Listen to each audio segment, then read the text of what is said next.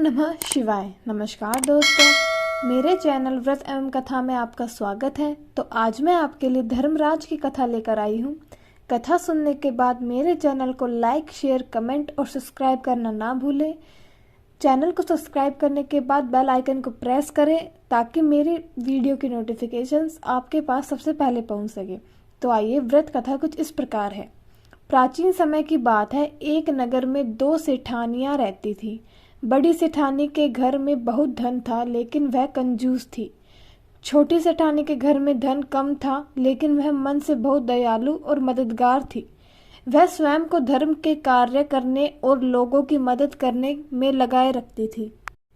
वह रोज सवेरे गंगा स्नान करने के लिए जाती, तुलसी माता, बड़ पीपल सींचती, भगवान के मंदिर जाकर पूजा करती और धर्मराज जी की कहानी सुनती थी।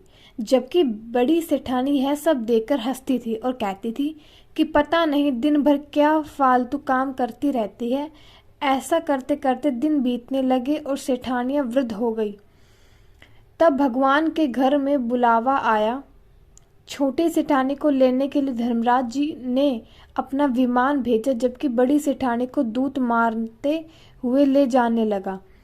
रास्ते में बड़ी सेठानी ने कहा कि मुझे भूख लगी है। तब दूत बोले कि यदि तुमने जीवन में किसी को खाना खिलाया होगा तभी तुम्हें खाना मिलेगा। थोड़ी देर बाद उसने फिर से कहा कि मुझे प्यास लगी है। तब दूत बोले कि यदि तुमने जीवन में किसी को पानी पिलाया होगा तभी तुम्हें पानी नसीब होगा। रास्ते में उसके कांटे चुभने लगे और तेज गर्मी पड़ने लगी। दूत उसे घसीटते हुए ले गया।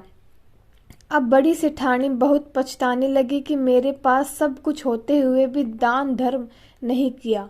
इतनी देर में धर्मराज जी का दरबार आ गया। वहां जाकर उसने देखा कि छोटी सेठानी भगवान के पास सिंहासन पर बैठी थी। उधर बड़ी सेठानी को तपते हुए कुंड में डाल दिया। तब बड़ी सेठानी बोली कि मुझे 1:15 का समय दीजिए, मैं वापस आकर दंड भोग लूंगी। धर्मराज बोले ठीक है। बड़ी सेठानी के शरीर में वापस प्राण डाल दिए गए। धरती पर आते ही उसने पंडितों को बुलाकर धर्मराज जी की कहानी सुनी और सब तरह के दान धर्म किए। इतने में समय पूरा हो गया। अब की बार बड़ी सेठानी को लेने धर्मराज जी का विमान आया।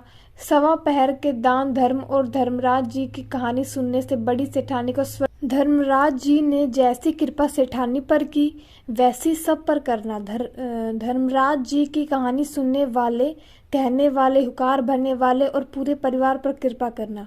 यह थी धर्मराज जी की कहानी, धर्मराज जी की कथा। आशा है कि आप सभी को धर्मराज जी की कहानी पसंद आई होगी। धन्यवाद। ओम नमः शिवाय।